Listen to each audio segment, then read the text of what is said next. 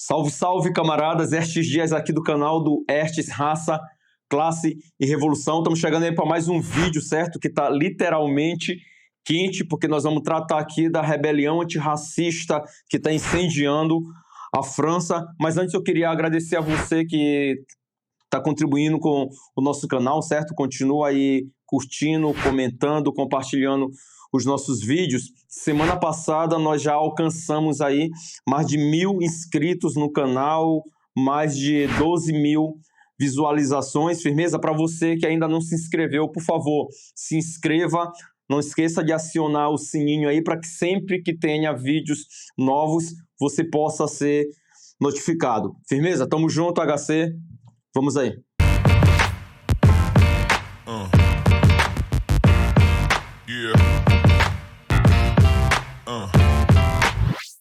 Camaradas, a França está literalmente em chamas. Está em função de uma rebelião antirracista após o assassinato de um adolescente de 17 anos, o Nael. Certo? São atos que têm acontecido praticamente todos os dias há mais de uma semana. São mais de 10.000 carros que já foram incendiados naquele país. Os atos acontecem em várias cidades, inclusive em Paris.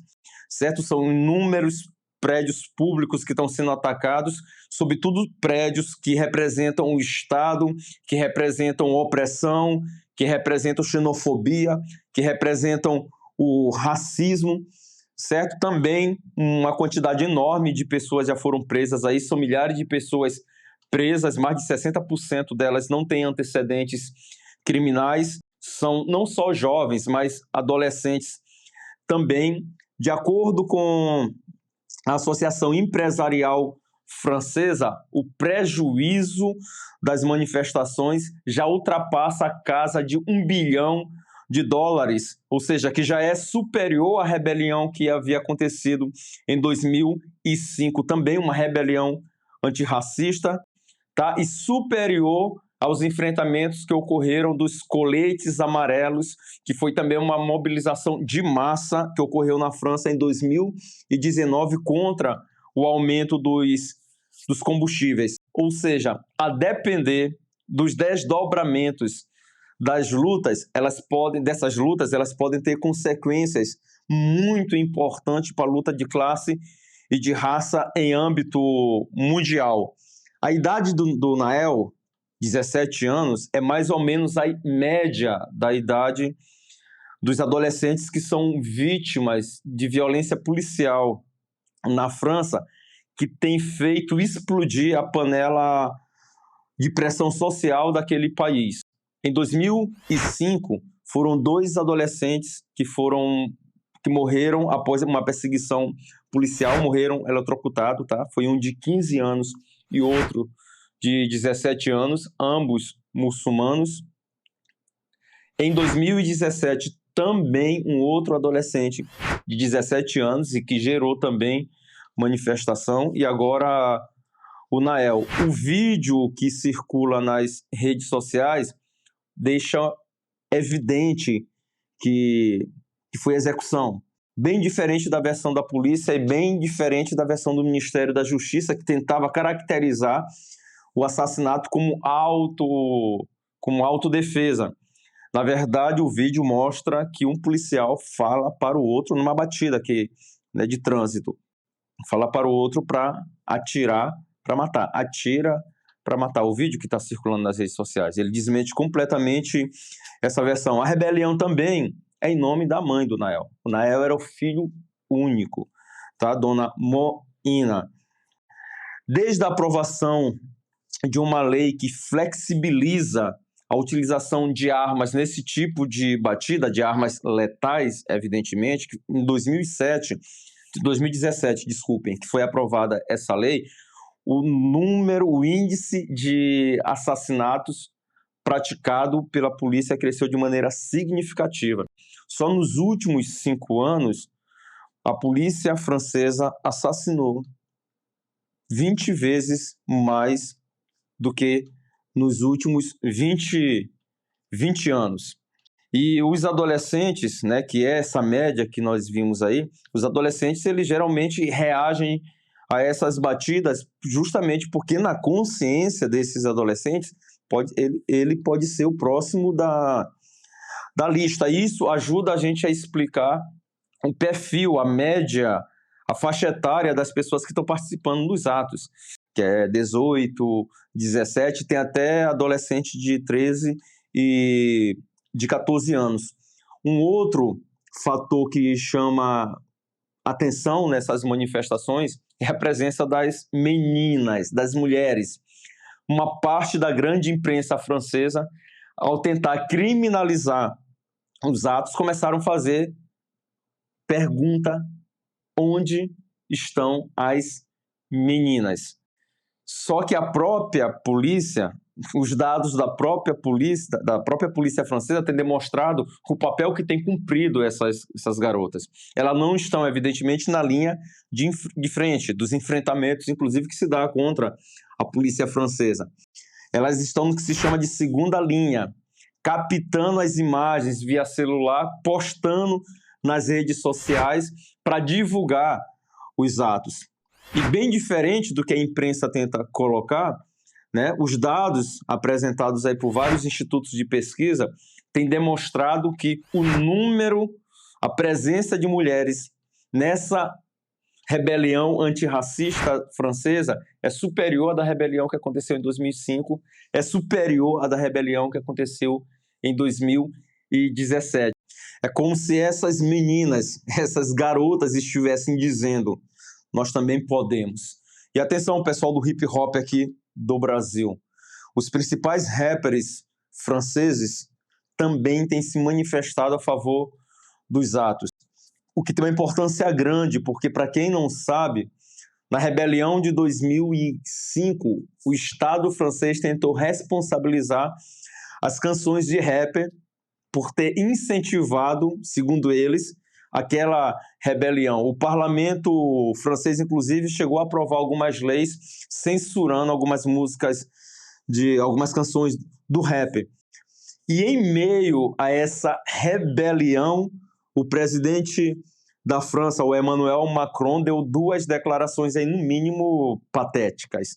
A primeira é dizer que a polícia francesa não é racista, é o mito da democracia racial francesa. O segundo foi tentar atribuir aos jogos eletrônicos, os jogos violentos, dos jogos violentos ter incitado a rebelião, como se a juventude imigrante agisse por instinto, entendeu? Não tem elementos sociais por baixo. E tem sim. Essa rebelião, ela tem a ver com racismo, ela tem a ver com a xenofobia, ela tem a ver com a violência policial, com o confinamento no território, com o desemprego, com intolerância religiosa. São um monte de elementos combinados que criaram essa situação explosiva. E, dito isto, é importante responder a duas perguntas aqui no decorrer do vídeo. Vamos tentar responder duas perguntas. A primeira é: qual o significado dessas rebeliões? E o segundo, quais lições nós podemos tirar da mesma? Certo? Em primeiro lugar, é importante a gente entender o chão que nós pisamos, que é da época de decadência do capitalismo, a sua fase imperialista, né? E combinado a uma crise econômica dentro dessa época decadente que vem se arrastando desde 2008. E em razão disso, evidentemente, a luta contra as opressões, elas se tornam cada vez mais explosiva. E veja que estourou em 2020 nos Estados Unidos e agora na França. Duas potências poderosíssimas. Em 2020 foi após o assassinato do George Floyd, também por policiais. Acho que todo mundo lembra daquelas cenas, e que incendiou o país. E veja, não foi um Martin Luther King que foi morto, não foi um Malcolm X, não foi uma liderança dos Panteras Negras, foi um homem negro simples do gueto, ex-presidiário, desempregado, que provocou toda aquela situação. Ou seja, porque tem a ver com o que está por baixo, certo? Uma situação limite de uma massa que não aguenta mais tanta opressão, tanta repressão, tanta exploração.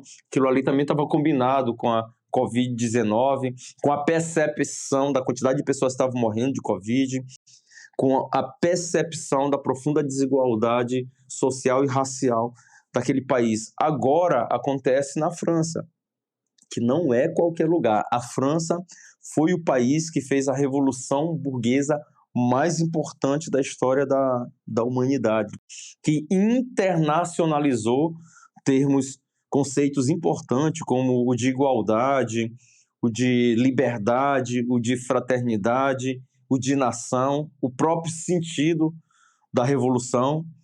A Revolução Francesa teve um impacto enorme aqui na América, foi na fase especificamente jacobina da Revolução, que ajudou a formar lideranças importantes do Haiti, que tocaram o processo de independência daquele país, derrotaram a Inglaterra, depois derrotaram a própria França, certo? E que desencadeou uma luta fantástica de independência nas colônias aqui da América, com impacto muito superior ao que teve a independência dos Estados Unidos, que aconteceu um pouco antes da Revolução Francesa. E o impacto superior à Revolução Burguesa da poderosíssima Inglaterra, que era a potência mais poderosa da época.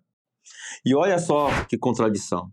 As bandeiras que são levantadas nessas rebeliões antirracistas, como a dos Estados Unidos, a da França de 2005, 2017, agora da França de novo, elas são muito parecidas com as bandeiras que a burguesia europeia, muito particularmente a francesa, agitou para fazer as suas revoluções, que é de igualdade de direitos, que é da igualdade civil, que é do direito à vida. E o que explica a isso? A decadência do capitalismo.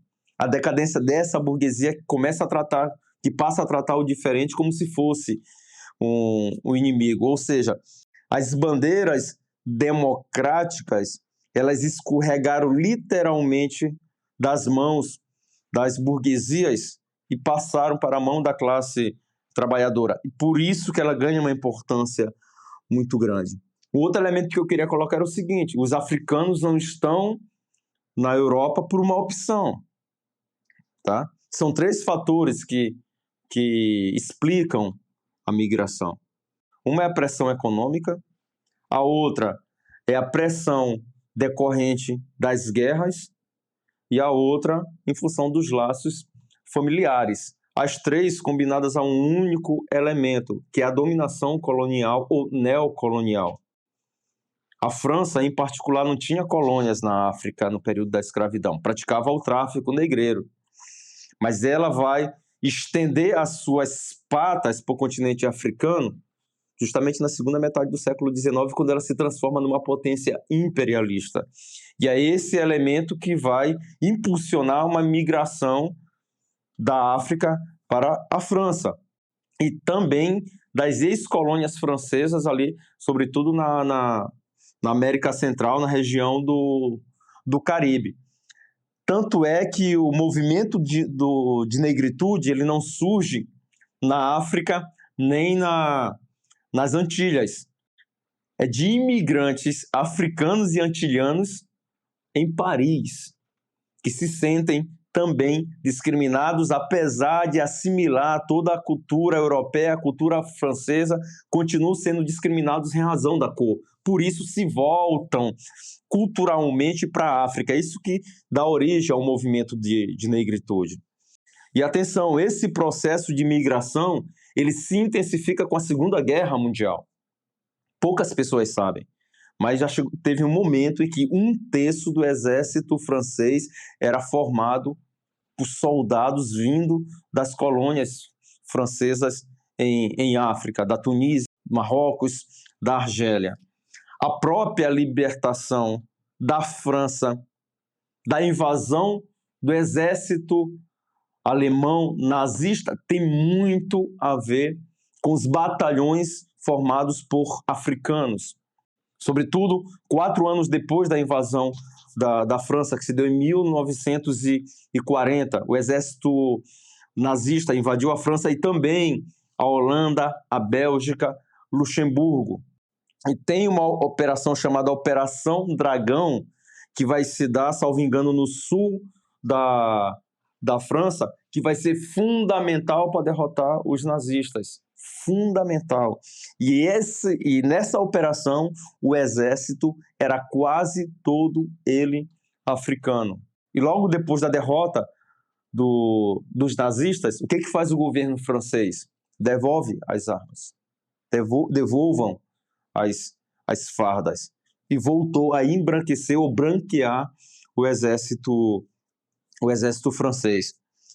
Da mesma forma também como a reconstrução da Europa, e muito particularmente da França, tem muito a ver com os imigrantes africanos. Foi uma política incentivada pelo Estado francês, alegando que não havia força de trabalho suficiente para a reconstrução. Muito pelo contrário, é porque o trabalho pesado tinha que ser feito pelos africanos. Era a força de trabalho barata. Reconstruíram a infraestrutura na mesma medida em que os países europeus estavam construindo o seu estado de bem-estar social.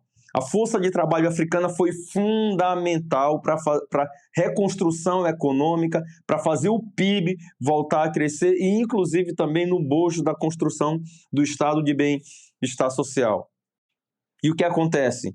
Quando a burguesia, diante dessa crise econômica estrutural do capitalismo, sente a necessidade de atacar o estado de bem-estar social, no bojo disso utiliza os imigrantes, sobretudo os imigrantes africanos, como bode expiatório. Ou seja, é uma política extremamente racista, é uma ideologia racista, são teorias racistas que coloca o problema nos indivíduos. E isso vai levando esses indivíduos a entrar numa situação limite, que numa hora explode. Por isso que explodiu nos Estados Unidos, por isso que explodiu na França em 2005, por isso que explodiu na França em 2017, por isso que explodiu agora em Angola, por isso que está explodindo agora também, novamente na França. Porém, camaradas, em nossa opinião, as condições agora são superiores à de 2005, quando quase toda a esquerda francesa, aí considerando os stalinistas e os reformistas, condenaram os atos. Né? O Partido Comunista Francês, por exemplo, condenou os atos, uma capitulação à consciência atrasada da aristocracia operária francesa, do setor mais bem remunerado da classe trabalhadora francesa. É necessário unificar os atos, porque se não unificar, quem vai crescer é a direita, é a ultradireita. Inclusive, essa é a crise que está colocada no interior da corporação policial, que tem um sindicato que é de ultradireita, que está pressionando o governo a aumentar a possibilidade de mais repressão. Né? Assim que Marine Le Pen, que é a principal liderança política da ultradireita, tem crescido, inclusive na última eleição foi para o segundo turno, com uma votação muito expressiva. Aí cresce defendendo a xenofobia, cresce defendendo o racismo, a anti-imigração. Nós tivemos uma greve agora muito forte na França contra a reforma da Previdência de Emmanuel Macron, que foi aprovada de maneira extremamente autoritária, passando por cima, inclusive, do parlamento. Nós tivemos uma greve em março, que botou nas ruas aí aproximadamente mais de 3,5 milhões de pessoas, ou seja, alguns meses atrás estoura uma rebelião dessa a partir do subúrbio. O que deveriam fazer essas organizações? Unificar essas lutas, porque derrotaria o Macron, derrotaria a burguesia francesa, derrotaria a ultradireita. Unificar a luta antirracista com a luta contra a reforma da Previdência, para revogar a reforma da Previdência, a luta em defesa do meio ambiente, ou seja, são várias pautas que podem estar unificadas nesse momento, e isso tem uma importância muito grande. Em 2020, quando estourou a rebelião antirracista após o assassinato de George Floyd, um instituto de pesquisa ligado a uma universidade de Nova Jersey, nos Estados Unidos, fez uma pesquisa que comprovou que 76% da população dos Estados Unidos apoiava os atos. Achava que o racismo era um grande problema da sociedade norte-americana.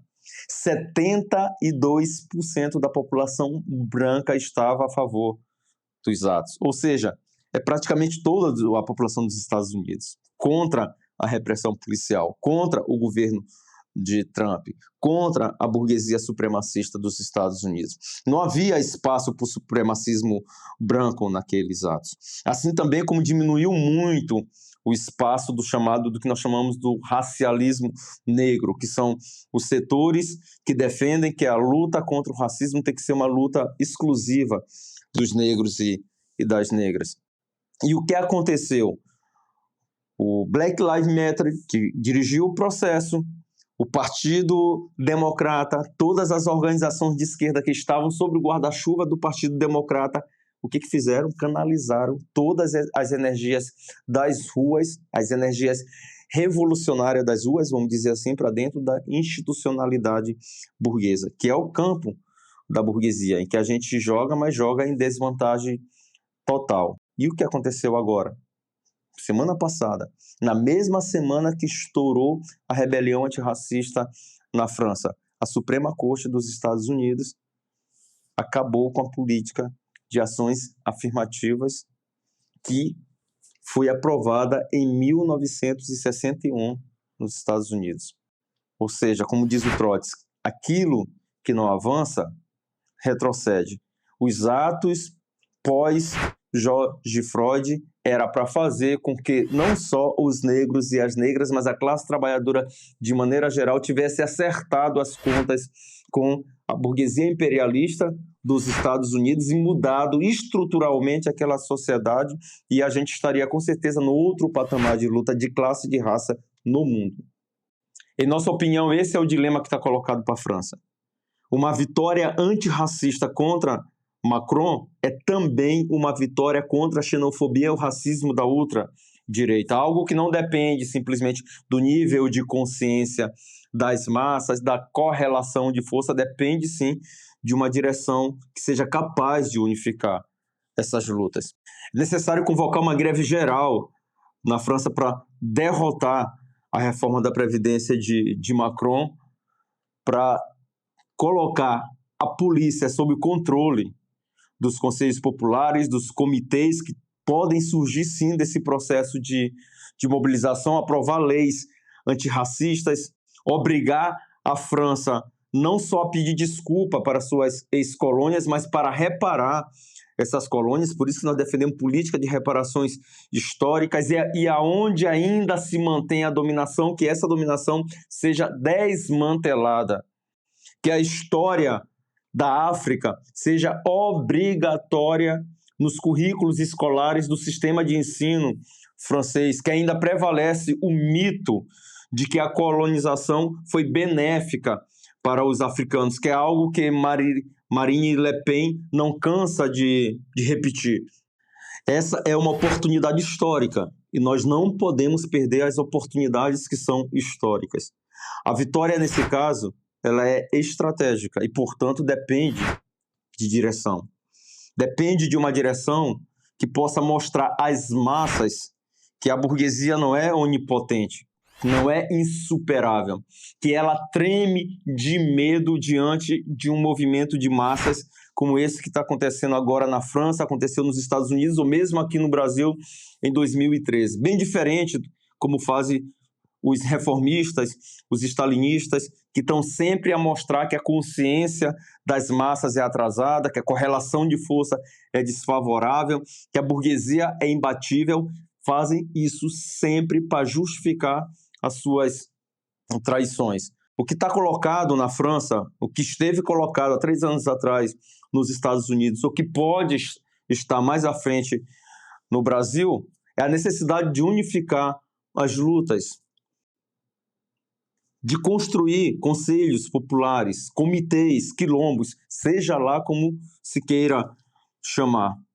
E, paralelo a isso, a necessidade de construção de um partido revolucionário que tenha influências de massa, que saiba combinar essas lutas democráticas com a estratégia de tomada do poder, que não é uma escadinha, uma luta, uma vitória aqui, outra ali, mas é uma ponte, que saiba fazer essa ponte. Esse é um elemento fundamental. E uma luta como essa, uma vitória, por exemplo, na França, poderia ajudar muito a resolver essa que, segundo Trotsky, é a principal crise da humanidade, que é a crise da sua direção revolucionária, portanto, da construção de um partido internacional, revolucionário, principista e marxista. Então, camaradas, chegamos aqui ao final de mais um vídeo do nosso canal. Firmeza? A gente pede a você aí que se ainda não se inscreveu, que se inscreva, que possa acionar o sininho para receber os nossos vídeos. Firmeza? Semana que vem tem mais vídeo aqui no canal Raça, Classe e Revolução. Tamo junto!